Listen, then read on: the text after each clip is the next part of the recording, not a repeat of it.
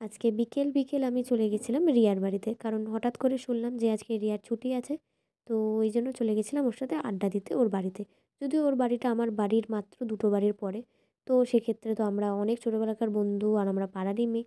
যাই হোক, তো আড্ডা দিতে গিয়ে আমরা দুজন মিলে প্ল্যান করলাম চল কোথাও একটা ঘুরে আসি। তো সেই মতো আমি আর রিয়া রেডি হয়ে গেলাম। আর এই মহারানীর রেডি হতে আবার একটু সময় লাগে। ও নাকি কোনো কিছুই খুঁজে পায় না। যাই হোক, তো সব কিছু খুঁজে খাজে নিয়ে ও রেডি হতে পেরেছে, এটাই অনেক সৌভাগ্যের বিষয়। আর এই যে রিয়ার বাড়ির সবথেকে ছোট সদস্য, ও বাইরে ওয়েট করছে কারণ আমরা কখন বেরোবো আর উনি আমাদের একটুখানি এগিয়ে দেবেন আর কি।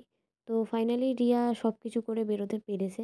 আর আমরা প্রথমেই বেরিয়ে একটুখানি চা খেয়ে নিয়েছি কারণ একদম সন্ধ্যাও ঠিক না, আমরা বিকেল বিকেল বেরিয়েছিলাম।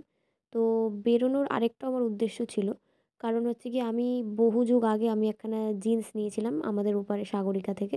তো সেটা আমার ফিট হয়নি আর কি। তো সেটা চেঞ্জ করাবো করাবো করে আর করাতেই পারছিলাম না।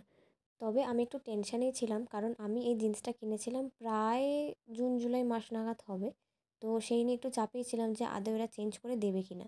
কিন্তু দাদার ব্যবহার খুব ভালো ছিল, তো সেরকম কোনো সমস্যা হয়নি। তো আমি এত খুশি ছিলাম যে যাক তাহলে আমার পয়সাটা বিফলে যায়নি। আর এই যেহেতু পয়সাটা বিফলে যায়নি সেই আনন্দে আমি দোকানেই এরকম নাচানাচি শুরু করে দিয়েছিলাম। আর এই মহারানী আজকে আমাকে বলেছেন খাওয়াবে। দেখা যাক কী খাওয়ায় আমাকে। তারপরে ও আমাকে নিয়ে গেল মিয়োমোড়ে। ও আজকে আমাকে বলেছে তোর যেটা খুশি তুই সেটা খেতে পারিস।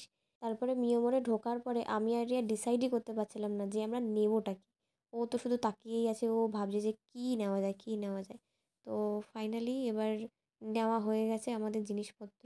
আর আমি আমার পছন্দ মতো খাবার দাবার নিয়েও নিয়েছি। তারপরে খাওয়া দাওয়া করে আমরা 2 বান্ধবী মিলে চললাম আমাদের বাড়ির দিকে। এবার যাওয়ার পথে প্রচুর বিয়েবাড়ির লোকজন আমি দেখলাম।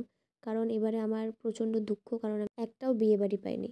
তো সেই নিয়ে আমরা 2 বান্ধবী মিলে হাসাহাসি করতে করতে বাড়ির দিকে যাচ্ছিলাম। তো হঠাৎ করে আমাদেরকে রায় দিদি ফোন করলো যে আয় আড্ডা দেবো কেভেন্ডার্সে। তো আমরা বাড়ি যাওয়ার পথে আবার চলে গেলাম কেভেন্ডার্সে। সেখানে আমার ফুল গ্রুপ এসেছিলো। এই যে দেখো আমার রায় দিদি, রিয়া সবাই মিলে আমরা ভীষণ আজকে আড্ডা দিয়েছি, ভীষণ ভালো কেটেছে আজকে আমাদের সন্ধ্যাটা। তারপরে অনেক আড্ডা ফাড্ডা দেওয়া হয়েছে বাবা, সারা সন্ধ্যা প্রচুর মজা করেছি। তো এবার তো বাড়ি যেতে হবে। আর রাত হয়ে যাওয়াতে ঠান্ডাটাও বেশ লাগছিল।